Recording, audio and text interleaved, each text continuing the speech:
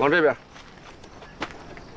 哇，关老师，这路面上连轮胎的痕迹都看不出来，您居然看什么轮胎印啊？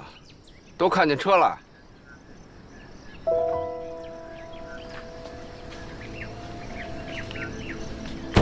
哎，关老师，车上没有发现任何不寻常的东西。不寻常的东西，就是指凶器啊、血迹，还有毒品什么的。红酒呢？什么红酒？当然是那瓶61年的拉菲。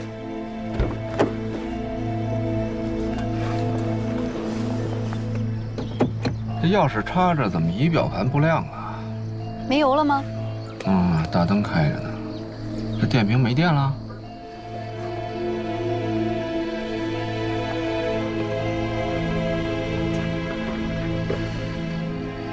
也没人坐过。后备箱检查了吗？查过了，后备箱很空，只有随车配送的一些简易工具包，还有急救包什么的。哦，还有2瓶矿泉水。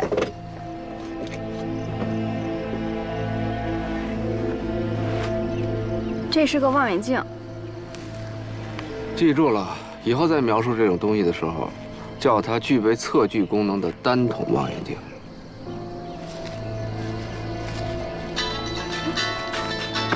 哎，马队长，对，就在设置路障旁边的山路右拐就到了。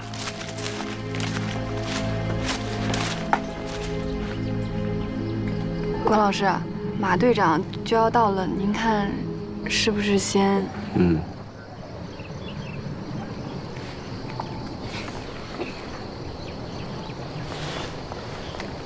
别碰焦距啊！现在焦距固定在800米左右。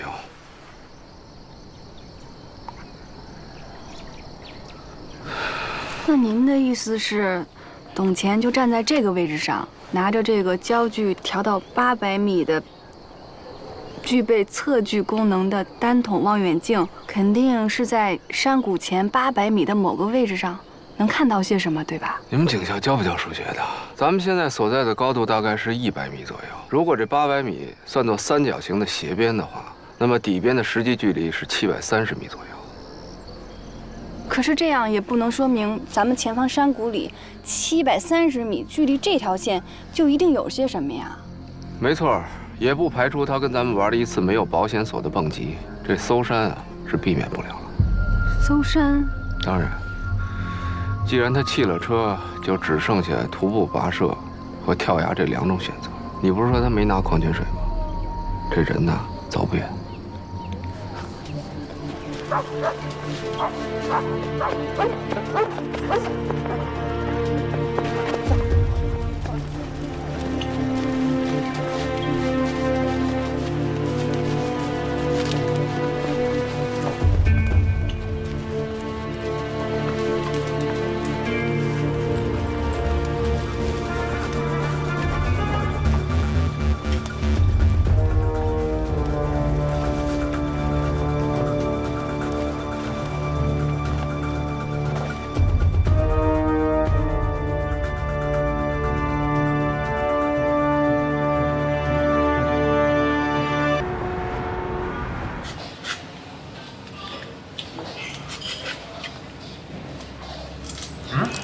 快吃点啊！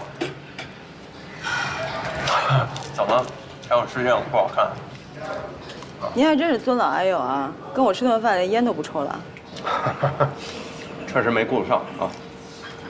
问你个问题啊，纯属八卦。你要想回答就回答，不想回答算啊。问吧，反正我已经吃饱了。你觉得关宏宇是被冤枉的？哎，不是这问题啊，你肯定觉得他被冤枉。我想知道的是，你之所以觉得他被冤枉，除了感情之外，还有没有其他原因？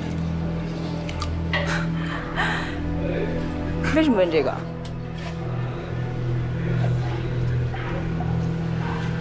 在调查的时候，你说你跟他分手了，那你现在怀孕，很矛盾啊。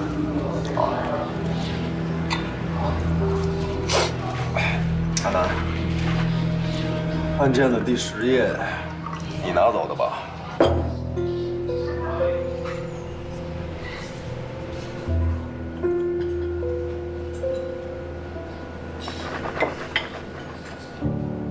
汤，请慢用。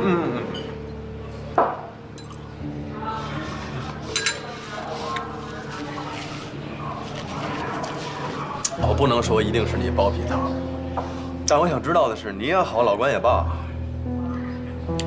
你们是他最亲近的人，同时又都是刑侦人员，而且你们都这么确定他是被冤枉的。我只是希望你们能给我一点点啊，除了感情和直觉之外，实实在在的理由。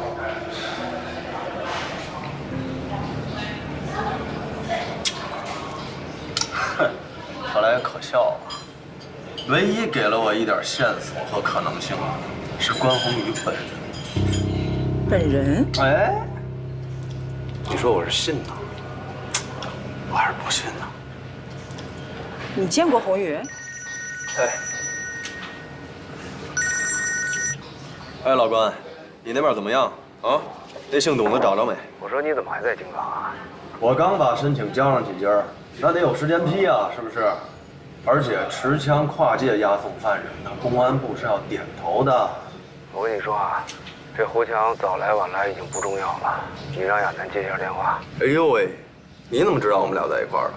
废话，实验室小徐跟我说高主任去赴你的宴了，赶紧的，我有事要直接问他。行，得嘞，稍等啊。喂，关队，你哎，你怎么样？挺好吧？啊，我没事儿，就是想听一下你的声音。你们俩都挺好吧？你放心吧，我琢磨这周鑫再鸡贼，也不至于监听自己的电话吧。我一切都好，就是这案子出了点状况。等一会儿你可以跟周鑫说，我就是因为这事儿给你打的电话啊。哦，你是说你找到董钱的尸体了？啊，没错。不过不是董钱的，而且不止一具呢。这我不管，发电机也行，发电车也行，总之先给我支起急闪灯来，而且搜索工作绝对不能中断。谁知道现场还会发现什么？对，立刻去办。蚊子也太多了。十分感谢二位啊，我这也是碰上10年不遇的大案子，局里啊现在已经成立专案组，全力破案。今天晚上看来也不会有什么太大的进展，不过至少可以把现场固定好。二位也辛苦一天了，这样，我先派人送二位回去休息。有什么情况，咱们明天再继续沟通，好不好？可孙队，我们孙队，这地狱管辖的事儿就不说了，我们要找的是董钱，到现在还没找着呢。另外，如果这些尸体里包含我们京港那个案犯所供述的受害人的话，也希望咱们市局能够跟我们共享一下这个案件的进展啊。不好意思，二位啊，接一电话。喂，喂，应该的，我在山里听不清。喂，什么？灯还扔不过来？关老师，这里不就是处于董钱用的那个具备测距功能的单头望远镜定的焦距上的距离吗？你说会不会是董钱杀的他们呀？那您刚才肯定是暂时敷衍孙队长，我们还是会全力以赴地搜索到董钱，对吧？当然，那瓶61年的拉菲还没找着呢。在那个道上多注意安全。好了，哎，走吧。周队，哎，到了那边跟老关会合之后，先听老关的安排，我稍后就到。好。放心，我们一会儿过去啊。然后那公安局那边申请。哎，亚楠，你都这样了，就别自己去了。江州那边有法医队。是有法医队，但是如果现场发现的尸体有呈白骨化的，至少是3到5年前的，再加上当地环境的影响，气温啊、湿度啊、植被啊、昼夜变化、生物化。行。不是我想贬低同行啊，在这方面的勘验水平上，咱们确实领先一筹。你可是小徐去呀？那好啊，小徐。啊。周队说那边的事儿全交给你了，你去吧。真的呀？啊？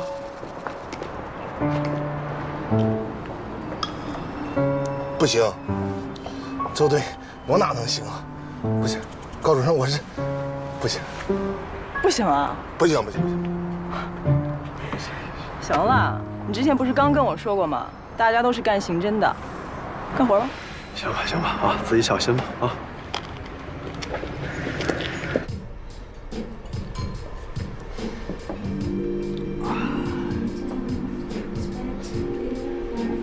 啊，来点儿，要不你就再来一个花生牛奶。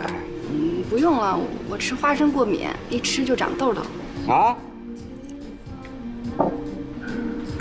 什么？过敏？遗传吧？啊？那倒不是，我父母都不这样，就我这样。哎，我跟你说啊，周巡这孙子太不像话了，他以为他干什么我不知道。这案子破的我实在是郁闷。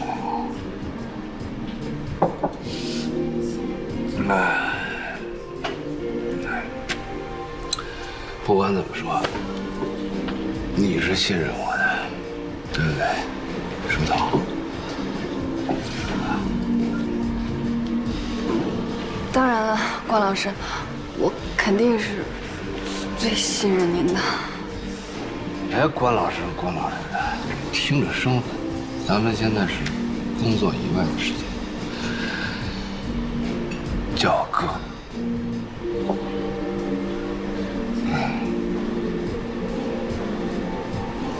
关老师，我一直有件事儿想不明白。说。我一直觉得你有2副面孔。有的时候吧，我觉得你严肃认真，行事得体，特别像我的长辈还有老师。但有的时候，我觉得您更像一个普通人。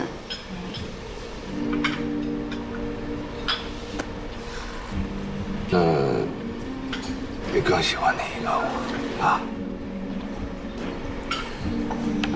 关老师，我先上个洗手间。哎，你知道吗，叔叔？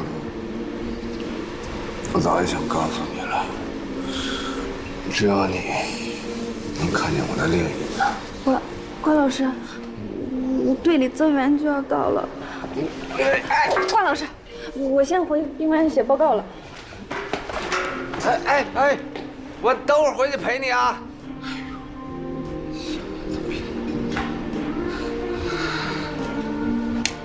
哎，再来瓶黑方。喂，老廖，啊，是我啊。嗨，别提了。哎，今天晚上你当班吗？啊，行，正好我过去找你帮个小忙。啊，对，还给你带了瓶酒啊。啊，一会儿见。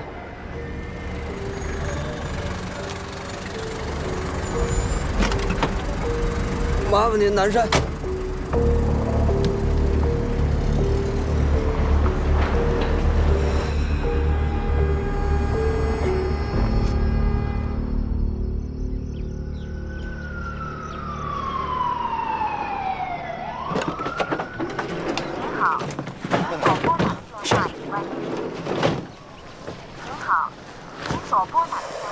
关老师的手机还是处于关机状态。你俩昨天晚上怎么分开的？昨天晚上，我们俩就是去了酒吧，去了，然后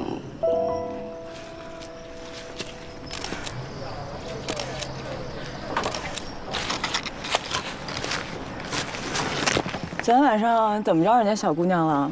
你看把人家害羞的。我不是让你别过来吗？怎么又来了？啊？关老师，周巡什么时候到啊？应该是今晚。哦。赵倩，这是孙队。啊，孙队。管辖问题解决了吗？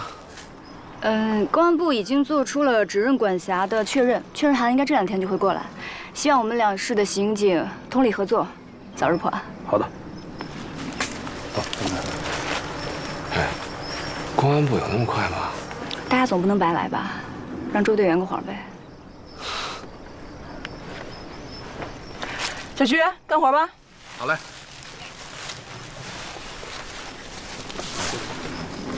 不是昨天没休息好啊？这儿。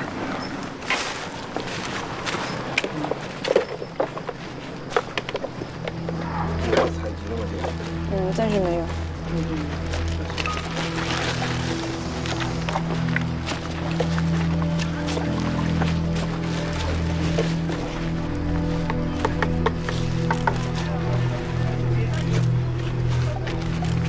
怎么样？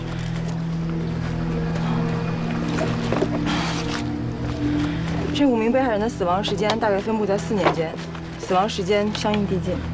第一具已经完全呈白骨化，根据技术队对衣物腐化程度的鉴定来推测，死亡时间应该在4年前。第二具虽然也呈白骨化，但是从骨盆位置、蛆虫的生长周期以及骨质风化的情况来推测，死亡时间相对更近一些，大概在3年前。第4具已经完全呈液化状态了，你看见尸体全身遍布那层绿色的东西了吗？那个是脂肪腐败之后转化成为的尸蜡。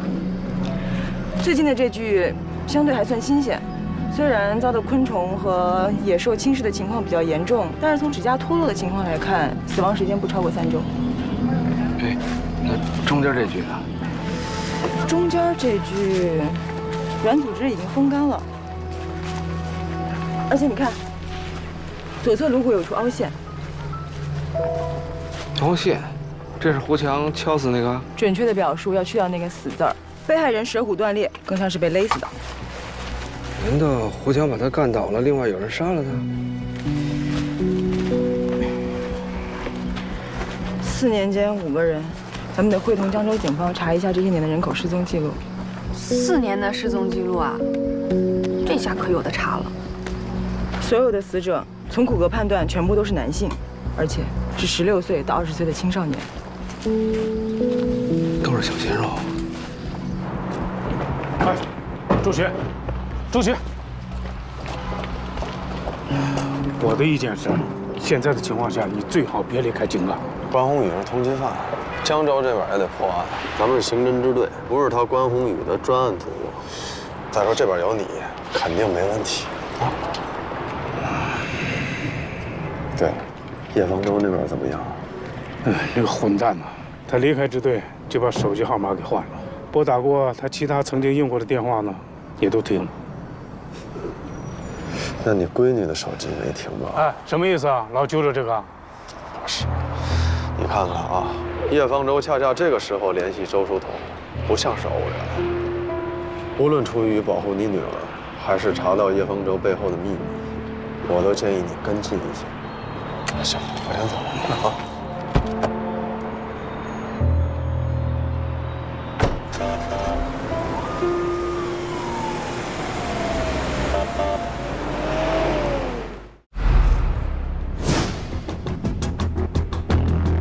老周，没有啊？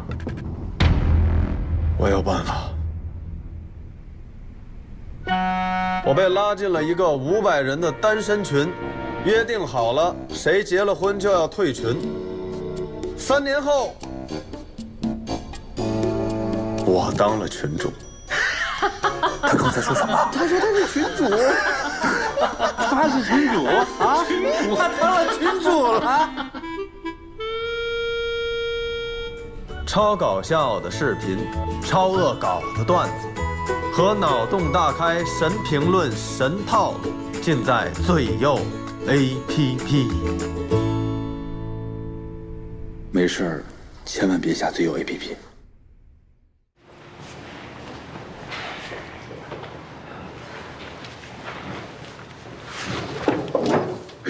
从走访江州职业技术学院的情况来看，董乾的口碑的确是中规中矩。老师们呢，大概都觉得他性格比较孤僻，不太喜欢跟人交往。学生们反映的也大多都是，什么照本宣科啊，作业布置的有点多，诸如此类的，都是什么没有价值的事儿。不过说到底，他也的确没有什么任何出格逾矩或者什么牵扯违法犯罪的行为。赵倩，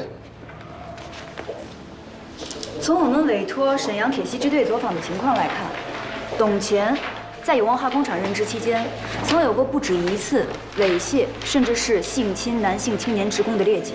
不过这类事情呢，一是比较尴尬，当事人也未必愿意闹大。再者，从法律上的界定来说，相对模糊，所以最严重的一次也不过是按违纪给了个处分。怎么还有这样的人呢？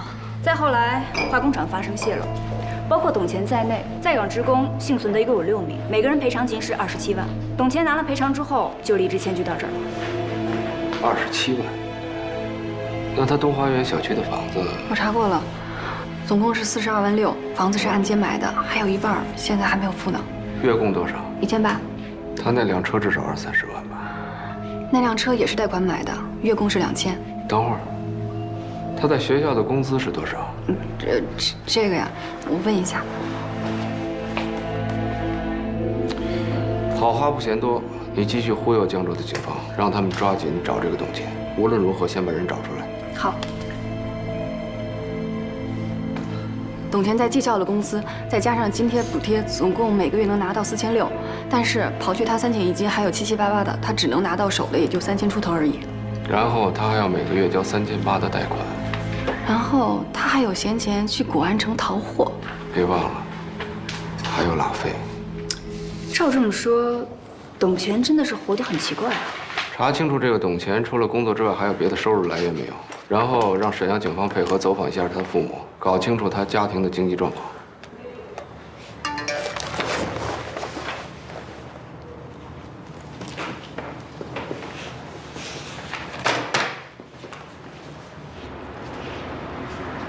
哎，方便吗？没问题，你说。您等一下。喂，侯宇，周鑫已经带着押运车过去了，不出意外的话，今天晚上就会到，到时候你就更难脱身了。放心吧，昨天晚上我已经找机会去了一趟南山军区，中间环节我就不说了，跟我接洽的是我当年非常可靠的一个战友。总之，这个安婷曾在南山军区武警部队服役多年，后来弄丢了一批报废枪支，被送上了军事法庭，但是证据不足，所以没有定罪，但最后还是被开除了。这个安婷本是山西大同人，父亲早年病逝，母亲患老年痴呆症，现在还在大同一家养老院。她被部队开除之后行踪不明，据说是带了妹妹去京港发展。妹妹？在安婷服役期间，老太太大概是觉得孤单，领养过一个女孩，但在记录上查不到，好像也不姓安。那这个安婷的母亲姓什么？好像是姓赵。姓赵。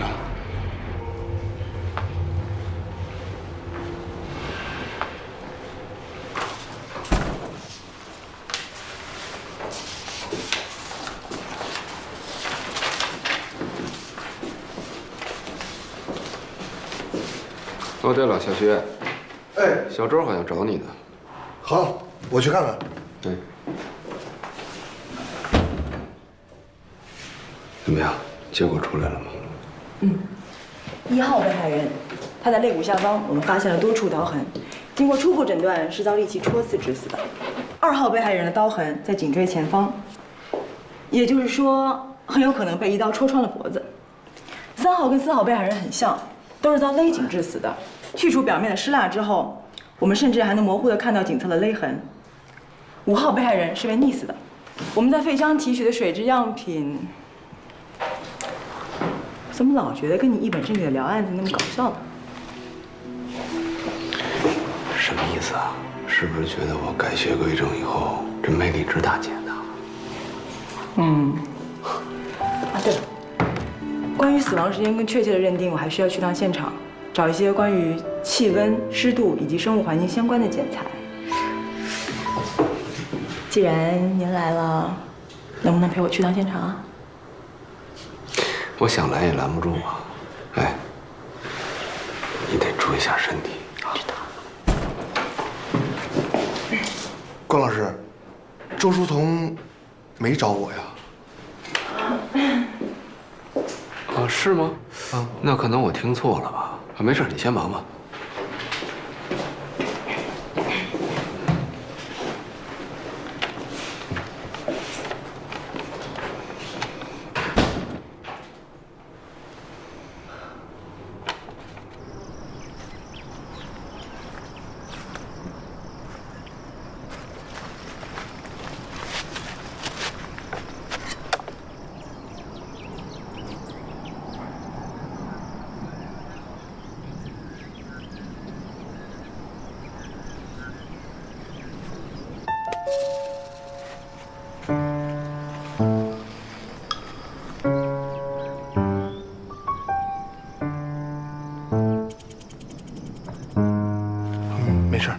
事没事没事。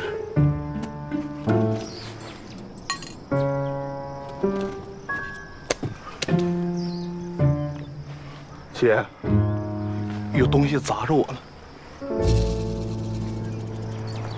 没事儿。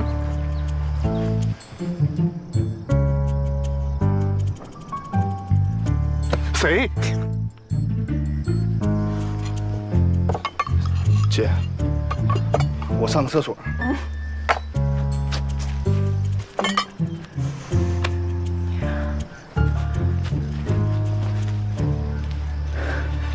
你干嘛？没听见人说吗？要上厕所，这多恶心！你要累就歇会儿。王老师，我董前东花园小区的走访情况来看，物业、保安还有同楼的居民都不止一次发现董前时不时的就带一些男性青年回家，但他因为是老师，所以大家以为他带学生回去补课呢，也就没有多想。但谁能想到？是，这个从现场情况来看呢，犯罪嫌疑人很可能是董前，但也不能视为我们就掌握了确凿的证据。但是冷却期和被害方式都不一样的话，那关老师您是怎么确定的呢？是这样啊，我跟你说，这连环杀手不等同于疯子，有时候谋杀行为只是在实施某种犯罪的结果的延伸，也就是说，这凶手在行凶的时候未必就真的想置被害人于死地，但结果被害人死了。你看那第一具尸体，他是遭利器反复戳刺致死的。那您的意思是，第一名被害人很可能是跟凶手在发生暴力冲突的时候被杀死的。第二具尸体呢，也是遭利器戳刺致死，但手法就利索很多了。颈部一刀毙命，凶手的手法进步太多了。但是利器所造成的开创性伤口会造成大面积的失血，其实对于他清理现场会很麻烦的。所以凶手就改用勒杀或者其他不见血的方式作案，而最后一名嫌疑人溺死的。这样看来，凶手的作案手法越来越成熟了。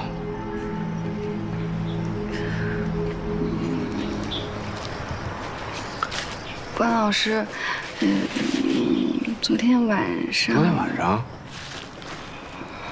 你还好意思跟我说昨天晚上？哎，我喝大了，你人去哪儿了？你不管我呀？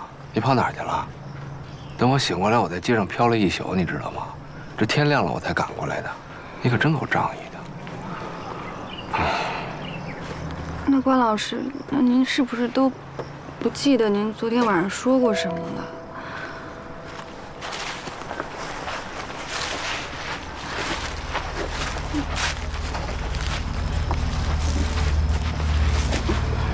关老师，其实我昨天晚上就想告诉您，太阳出来了，你看得清楚那片树林吗？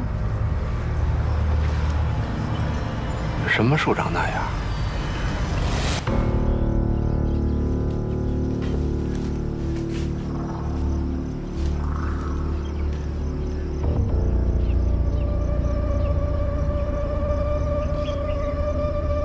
这就是董前。对。他怎么自杀了？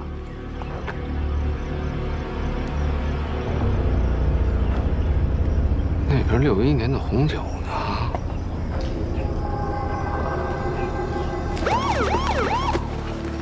来，快一点，快点！小心头。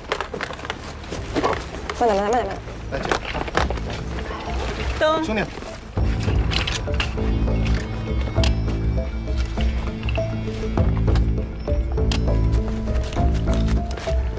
关老师，周队说还有1-2个小时就要到了，不过我们这边是不是要结案了？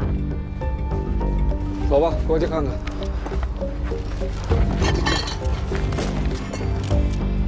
刚刚送了吗？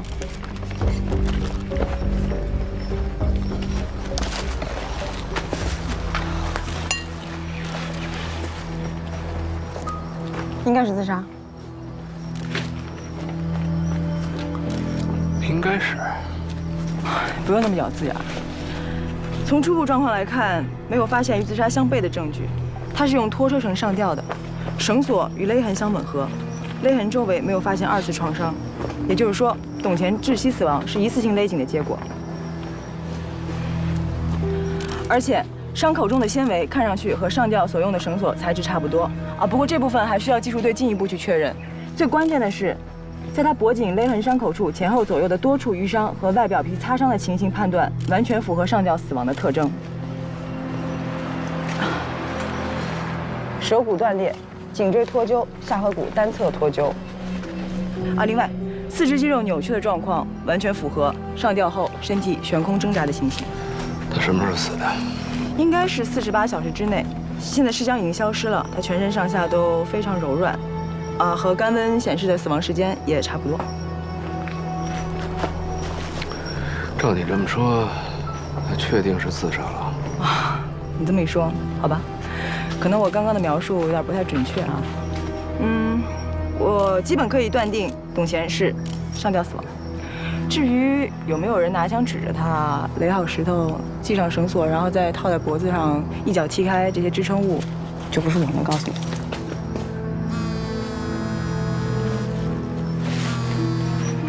小周，来帮我扶下灯。哦，谢谢啊。你确定他是上吊死亡的吗？对，不过亚楠刚才也说了，光凭上吊死亡的认定啊，不能排除他杀的可能性。即便是在被威胁的情况下，要想让一个人乖乖地完成上吊、自杀等一系列步骤，也难免会出差错。现场的吻合度不会那么高，是吗？怎么了？说不上来，反正就是觉得有点怪怪的。你可以说来听听。有时候直觉，并不是没有任何现象或证据做依托的。你也许还没有掌握对于线索的整理和归类，但结论并不一定是错的。是这样啊，董乾消失以后呢，我们按照正常的搜索逻辑找到了他的车，然后从他车里找到了一个单筒望远镜，上面定焦的距离刚好让我们找到了一地的尸体，然后从抛尸现场回望，又很容易地找到了董乾上吊的地方，这一切都太顺利了。我觉得好像哪儿不大对头。你拿到那个望远镜的时候戴手套了吗？当然戴了。那个望远镜是什么材质做的？金属、复合塑料还是橡胶？上面有没有喷涂？这你查一下是什么材质做的。如果是常规的材料，上面应该有指纹。哎，你的意思是说，那镜头上可能有别人的指纹？重点是，那上面到底有没有指纹？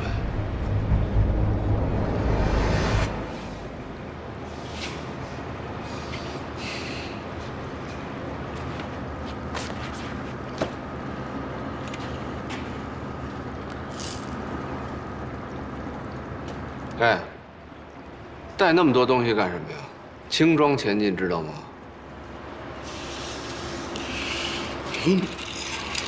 我就觉得，你说咱们去之前，是不是应该跟人打声招呼啊？宏宇特意支开周巡，就是为了缓解京港这边的压力。他要知道我去的话，肯定不会同意的。惹那个麻烦干什么？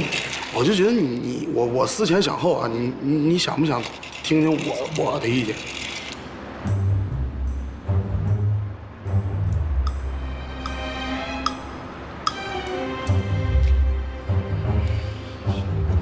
多呀。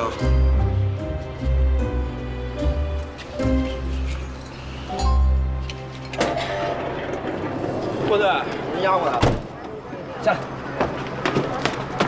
保安办去，23，走。老关，哎呦，辛苦了，啊，亏了你和小周过来，这才短短2天，这案子进展了一大块。没什么，不过队里要能拨出点经费，多给我们开一间房，我跟小周也能睡得踏实点，是吧？不是，什么情况？你们俩睡一间房？你这孩子，你怎么回事啊？我电话里不跟你说的很清楚吗？让你给关队一个人开一个单间儿。你怎么回事啊？啊？可能没听懂他，怎么就不明白呢？你顺着排水管从阳台窗户那爬进来，就没发现卧室里有没有人？我们一般进到别人家之后，都是先去门口把门给反锁了，防止房东突然回来嘛。然后呢？我锁好门，往回走，我就看见一个小伙子从卧室那个方向就走出来了。他出来的时候穿的什么鞋啊？啊？我问你，他出来的时候穿的是拖鞋、皮鞋还是旅游鞋？他穿的拖鞋。我们俩打斗的时候，他因为穿拖鞋滑倒了，所以我有印象。接着说。然后我就从这儿，这个酒架上拿了一个酒瓶子，使劲对着他的头打了几下。当时出了很多血，我有点吓懵了，我什么都没拿，打开门我就跑了。那瓶子碎了吗？碎了。在哪儿碎的？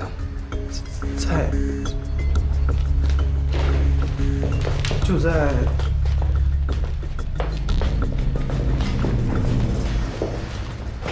大概就这儿。他当时怎么躺的呀？头朝哪儿，脚朝哪儿？躺下给我看看。他当时头朝这边，就这样。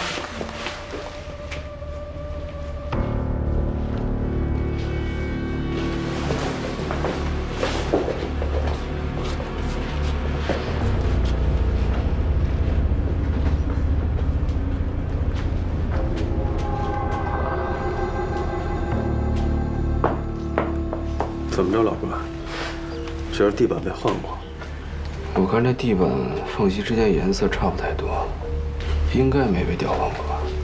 王啊，把技术队叫来，把地板全给我撬了。得嘞。